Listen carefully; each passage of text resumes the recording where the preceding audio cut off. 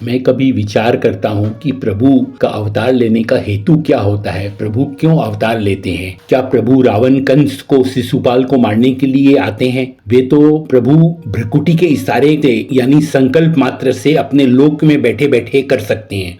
प्रभु चाहे तो रावण को, कंस को, शिशुपाल को अपने स्वधाम में बैठे बैठे भ्रिकुटी के इशारे से और अपने संकल्प मात्र से मार सकते हैं। भ्रिकुटी हिलने से प्रभु के सप्त सागर उबलने लगते हैं भय के कारण, और उस भय के कारण जब इतना बड़ा सागर उबलने लगता है तो उस भ्रिकुटी के हिलने से और संकल्प से क्या नहीं हो सकता, सब कुछ हो सकता है। तो प्रभु फिर अवतार क्यों लेते हैं? तो इसका एक ही कारण मेरे को समझ में आता है, संतों का भी प्रतिपादित कारण यही है, संतों के मुंह से भी यही सुना हुआ है कि प्रभु अपने भक्तों को भक्ति का रस चखाने के लिए, भक्ति का आस्वादन करवाने के लिए आते हैं। केवट जी के लिए, सबरी जी के लिए, सुदामा जी के लिए, विदुरानी जी के लिए प्रभु को आना पड़ता है। प्रभु किसी को भेज नहीं सकते। प्रभु अपने जगह किसी को इनको भक्ति का रसास्वादन करने के लिए, प्रेम का रसास्वादन कराने के लिए किसी को भेज नहीं सकते। एक उदाहरण से इसको समझते हैं। एक सेठ जी के बहुत सारी फैक्ट्रियां हैं। आज कोई फैक्ट्री में कोई मशीन खराब होती है तो सेठ जी अपने किसी आदमी को, मुनीम को या किसी